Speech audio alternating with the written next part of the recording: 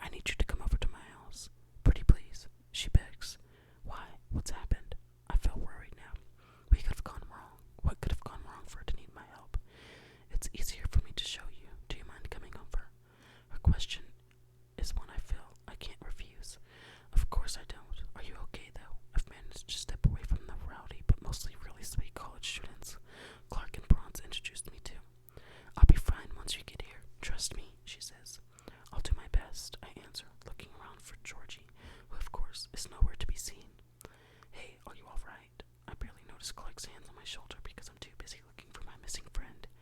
She always seems to disappear whenever I need her. Molly's in some kind of trouble. I'm really sorry, but I think I need to go and make sure everything's okay. Don't apologize. Are you trying to find Georgie? It doesn't surprise me that Clark is more than understanding. I haven't seen her or Isaac for at least an hour. I can drop you off if you want. No, it's fine. I don't want to cause you any trouble, but thank you. I offer him a small smile, but he shakes his head. I was only staying around because you were here. Isaac stitched me for Georgie, even though he told me he wouldn't, and I hate art anyway, so I really don't mind taking you. I can't help but to relate a little to Clark. Georgie seems to have done the same to me. Are you sure? It's right on the other side of town, I say. The mansion on the hill, right? I nod, but I'm amazed he knows where she lives. That's fine. My parents live just past there, and I have to go and see them today either way. Thank you. I owe you big. He smiles and shakes his head.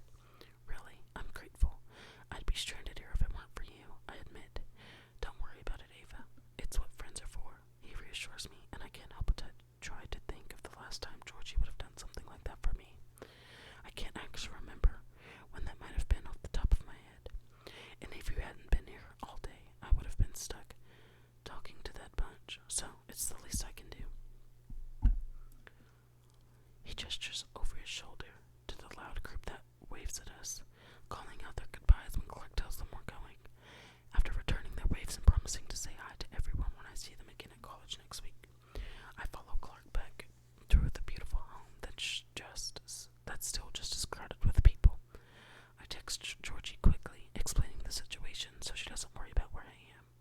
I'm beginning to think she wouldn't be that concerned either way, so I'm not that sure why I bother. I seriously love your car. I put my phone away as we approach the blue Chevrolet Classic I'm sure my dad would love. Clark grins, opening my door for me. Thanks, I add as he does so, tightening the seatbelt around me. No, thank you. I'm glad you like the Blue Lagoon. The Blue Lagoon. I can't stop myself from smiling at the boyish facial expression he wears. Please tell me you didn't name your car the Blue Lagoon. Why not? It's blue, and it's catchy. My laughter only grows at this. Fine, misjudgmental. What did you call your car? Nellie, I say proudly. Clark obviously isn't as fond of the name as I am, because it's him who laughs now. You cannot give me shit about the Blue Lagoon when your car is called Nellie, he tells me. What's wrong with Nellie? He shakes his head, clearly amused by my defensiveness. Nothing. He holds a hand in mock surrender and keeps the other on the steering wheel. So how do you know where you're going? I decided to ask, since he clearly knows the way better than I do. My parents live on the other side of the hill where Molly's house is. Everyone knows who lives there. It's like a palace. It is slightly over the top, I agree. It's not hard to see why people wouldn't miss it. I just hope she's okay. Something serious must have happened. Luckily, Clark's driving quickly, so it won't take us long to get there. So does your best friend always ditch you like mine does? I can't stop myself from smiling at his question. Usually, I answer, and he nods. She's always been like that, though. Looks like we've both got ourselves some pretty crappy friends then. His voice is lighthearted, but I can tell something's obviously gone on between him and Isaac. Looks like it. I sigh at the message I sent Georgie that she still hasn't replied to, and put my phone back in my pocket. I really do appreciate you dropping me off. It's not a problem. I just hope everything's alright. He answers as we pull up towards the hill Molly's incredibly oversized house sits on. Whoa, Clark's eyes focused on the car parked outside, and I groan internally. I'd recognize that matte black Ferrari anywhere now. Sean's here. That is one awesome car. I can only hum in response. Thankfully, Clark pulls over on the side of the road and doesn't go up the drive. Thanks again, Clark. I offer him a small wave that he returns as I climb out of the car.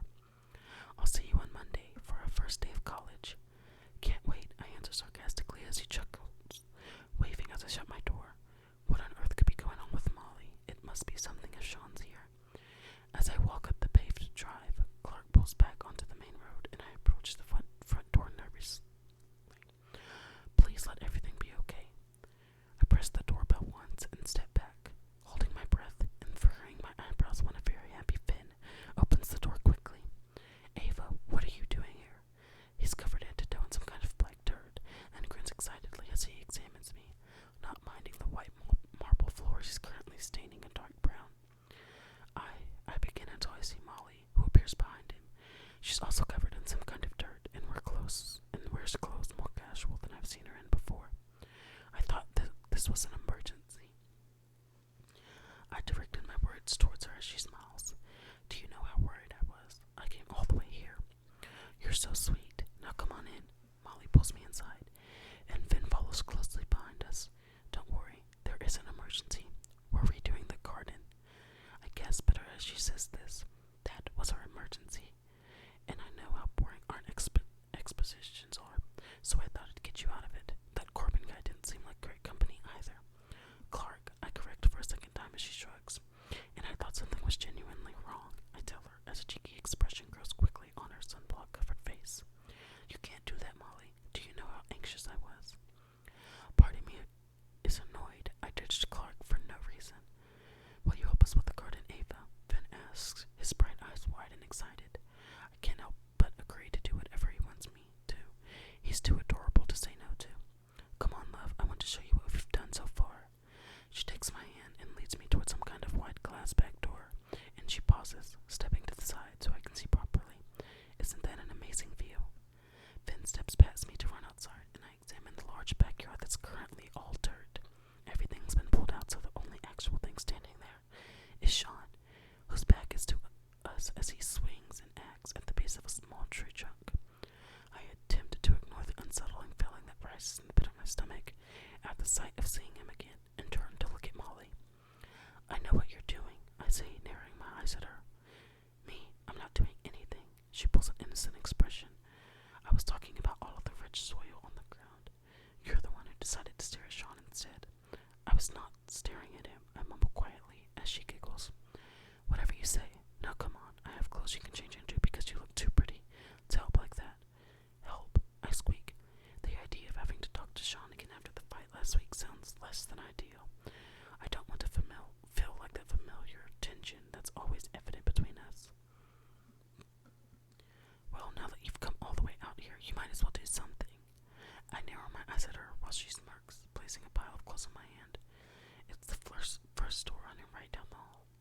You are unbelievable, I tell her, as she ushers me into some kind of oversized bathroom with a chuckle, telling me to hurry up. Sighing heavily, I examine the old shirt and loose pair of shorts she's handed me. What have I gotten myself into again? DIY with Sean. This is not going to go well. But I don't have the heart not to be here now that I've seen how excited Finn is. I pull my currently tidy clothes off and replace them with the ones Molly handed to me, folding my own and carrying them with me to the kitchen where Molly stands. You look great. You suit the gardener look. Molly chimes in as I approach her. Now come on, I have big plans, and I need a girl's opinion, because these boys have terrible taste. But Molly, she doesn't listen to me as I have to swallow my nerves as we approach the two boys. Sean still hasn't noticed us, instead focusing on the relatively large stump that falls effortlessly down with a final one of his powerful swings when we just about reach them. Great news, we have another helper, Molly exclaims, making the fighter pause and glance over Stone's shoulder. His face is still bruised from the fight. His whole body is actually. I'm amazed he's able to do this today. I thought he'd be bedridden for at least another week, or hospitalized because of the state he was in. What are you doing here? He directs his dark gaze to me as I shift on my feet. The old gray t-shirt he wears hugs his muscles a little too perfectly for my liking. I have to force my eyes not to move any lower than his. She's going to help you, silly. Molly answers for me as I struggle to find something to say. This makes Sean lift an eyebrow, a gesture that only makes my unsteady heart rate skyrocket even more out of control.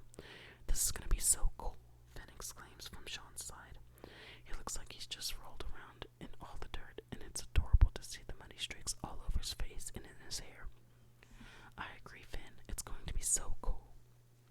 Molly grins, shifting her gaze between Sean and I. He doesn't even attempt to look excited as he meets my gaze, although I'm sure I share the same uncertain expression. First things first, though. Can you three please go and get the bags of stones in the shed? I'd come, but I have a very important phone call to make. Molly smiles at me as she says this. She's clearly lying. I'll be back in a minute. Okay, come on, guys, Finn calls, sprinting in his bare feet towards a rather cute little tin shed at the far corner of the backyard. Molly's already started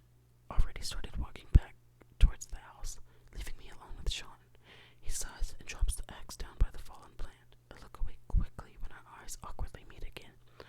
Come on, you two, they're heavy, Finn yells from inside the shed, and I walk towards him without looking at Sean. Why does it always have to be so uncomfortable between us?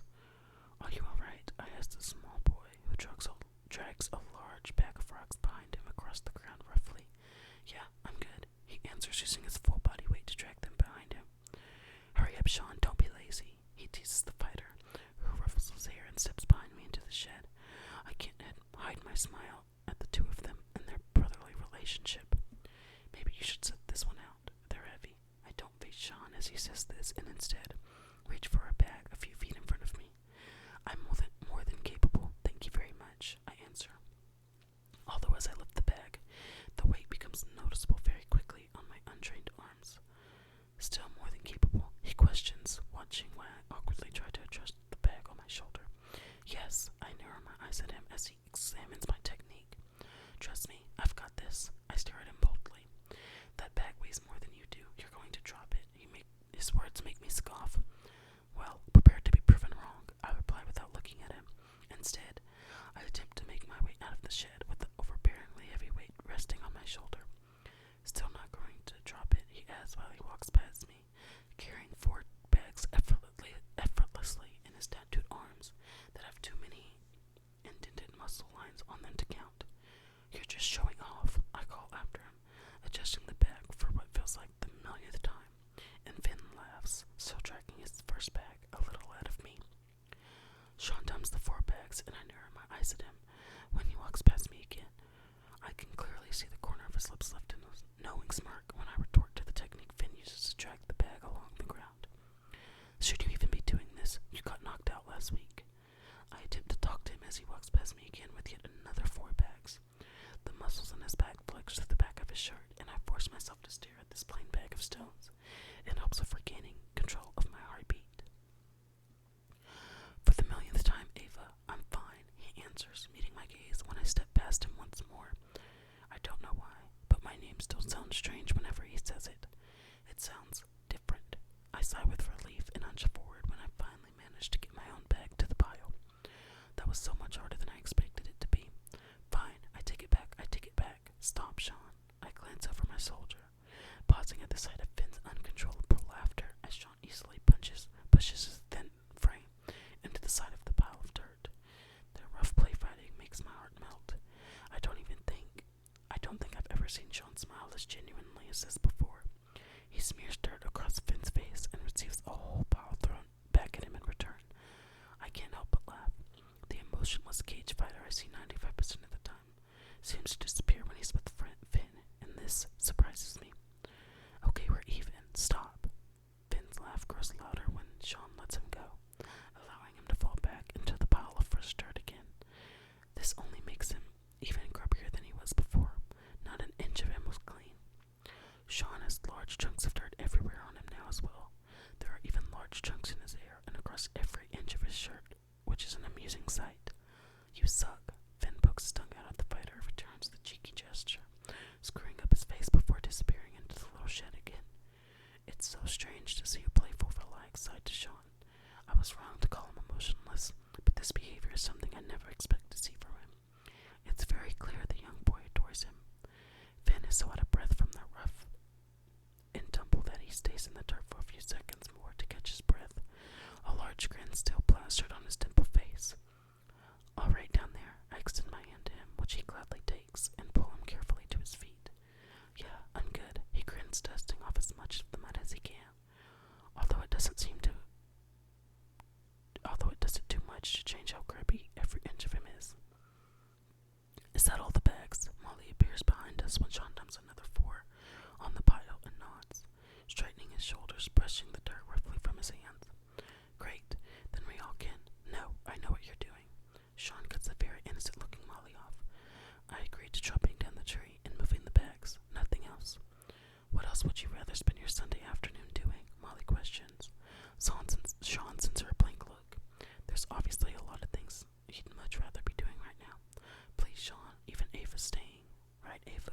Finn asks, looking up at me from where he stands at my side. How could I ever say no to his puppy dog eyes?